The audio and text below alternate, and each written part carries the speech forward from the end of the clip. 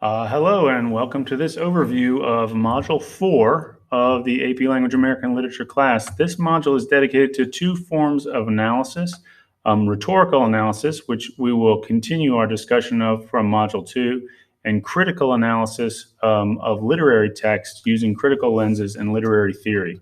While we're in class this week, we will be sort of bouncing back and forth between these two things. I will be guiding you pretty strategically through a discussion of how to structure a rhetorical analysis essay for the first part of class, and then each second half of class you will be working with your campfire group to construct a critical analysis of The Great Gatsby based on one of a number of critical lenses.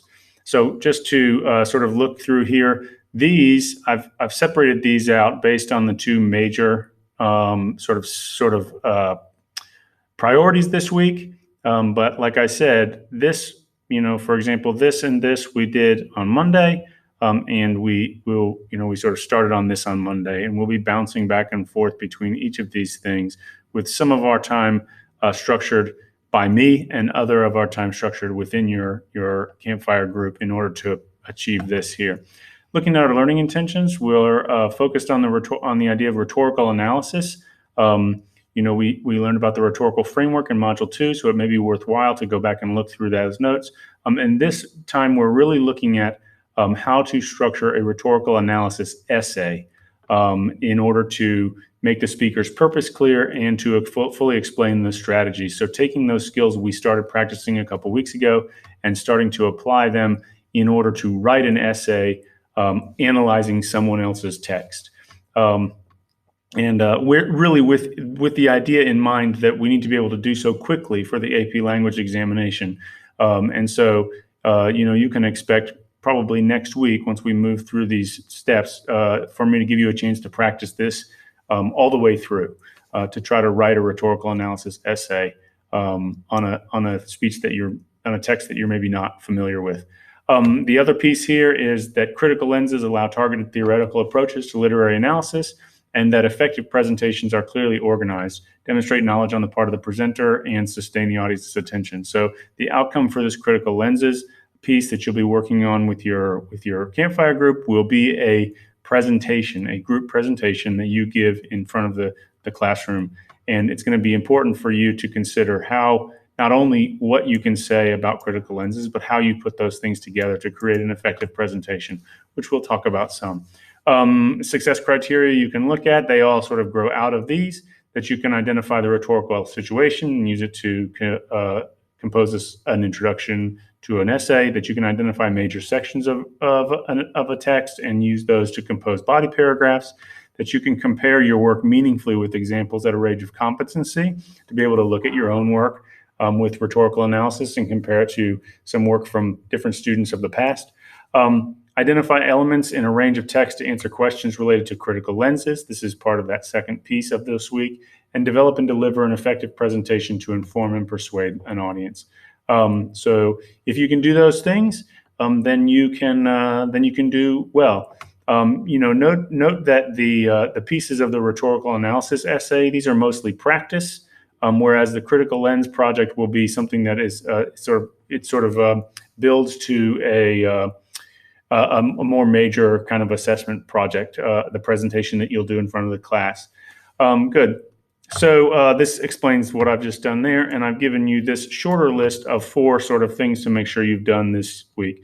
We took care of this on Monday. Look at the one-page instigation. This will be the project that we use in order to investigate our major texts. A couple weeks yet before we start reading those 2 major texts. But you do want to review the ideas of the reading instigation and then sign up to be an instigator on one day for either the nonfiction class text or the fiction class texts later in the semester. And for more information about that, visit Major D Reading Instigation and view the video there. Blog 2 is due. Blog 2 is due on this Sunday. The first blog that you wrote, and you should have some feedback on that first blog now. If you don't, you'll have it shortly. The first blog that you wrote was in response to a text that I assigned you that we talked about in class. This next blog, you have a broader range of text you can select from, but not a free range. You should consider select an episode of a podcast from my curated list of podcasts. And there's about 9 different podcasts on that list. I chose them because they're high quality. They are thoughtful podcasts. They include a range of sort of big ideas that are designed to make you think about the world in new ways. And they often offer perspective shifting take on familiar topics. So go there. There's about 9 podcasts. Every one of those podcasts has dozens and dozens, if not hundreds of episodes to choose from. So dig through a little bit, find an episode of one of those podcasts that you really enjoy, find a quiet place to listen, and then listen to it, and then compose your blog in response to that podcast. Something that it made you think of, some issue in your life or in the world that it relates to. Move beyond summary in order to make an argument in your blog, and of course review the structure and formatting for for your blog before you post. Good. That's due Sunday, and I'm holding off on having you work on the next part of your Project A literacy narrative, so that many of you haven't commented on each other's thoughts yet, but also because you've got this next blog to write this week outside of class. You've got that concern, so don't wait until the last minute to do so. You have the week to work on that. Good. This is the AP Rhetorical Analysis essay practice, and this already has instructions, and it has a few of the little videos explaining each step, and it will eventually have videos for each of these steps. So I'm not going to spend a whole lot of time talking to you about this, except for to say that this is a sort of step-by-step guide to with practice, with opportunities to practice, to analyzing this speech, which is the 2012 AP free response question. It's a speech by John Kennedy, former President John Kennedy. And so this will take you step by step through the process of not writing the whole essay, but of moving to the point where you should feel comfortable with the basic moves of writing a rhetorical analysis essay. This ends with the released exams from this essay. It gives you a rubric, which is no longer the rubric we use, but is still useful. And then it gives you 3 student papers to consider and compare to your own work and to your own thinking about the speech. So, and then at the very end here, it explains what scores those 3 got and why. So that's for you to, at the end, to reflect back on your own work and see how it compares to the work that the College Board has released for this prompt. Good. This is the big piece of work this week, and there's a chance that this may stretch a little bit into next week as well. It's kind of a big project. This is about critical lenses, which will they're a way to access literary analysis. Critical lenses sort of can focus your attention on certain aspects of texts. And so the first thing I'm going to ask you to do is to consider some of these critical lenses from this site here. And these are the 6 that I think might be most useful in application to The Great Gatsby, but there are others on the site that you can consider as well and make an argument for addressing within your group. Review these and consider which ones are most interesting to you, which ones you can see applying to The Great Gatsby in meaningful ways. And then the first thing we'll do on Tuesday is to have you get into your groups when we move into this section, to get into your groups and talk it over, and then fill out a preference form for your group for what are the most interesting ones of these critical lenses for you to examine. Of course, if everybody chooses Marxist criticism as their top choice and marks the others really low, we're going to have some flexibility within that. But hopefully we can find a type of criticism that your group is rather interested in examining. And even if you end up with something that's not your first choice, I promise you there's a lot to find in each of these. So review those briefly, think about the questions that they ask, and then fill out the preference form once you have discussed it with your group. We'll do 1 preference form per group. And then, once I assign you I match your group to the critical lens, the first thing you want to do is learn about that lens. Return to the Purdue OWL sites that I have linked up here. Go and look at YouTube. Go and do some Googling around and see what you can find out about this critical lens. When was it developed? How is it related to its historical context? Who are the important thinkers? What does the theory mean? How does it work? Why is it important according to those who use it? And then how does it apply to literature? What questions does it demand that we ask of literature? What sorts of answers does it produce when we apply it to literature? These are all things that you can learn about. Again, track that learning. Keep track of where things come from so that when you are in turn teaching the class, you can make reference back to specific names of people, specific sites, and even sort of like include links to videos for students who want to learn more about that. Good. And then this sort of gives you the presentation structure. And there are 3 broad parts of the presentation. We're going to try to shoot for a 10-minute presentation. In the first part, you will sort of teach us about your critical lens. What is it? How does it work? What key terms do we need? What questions do we want to ask about the text? And then, of course, cite research as appropriate in text citation. And if you need to, return to MLA citation, also available on the Purdue OWL site, to see how you would cite your research within a slideshow. Part 2 asks you to apply that critical lens to a minor work.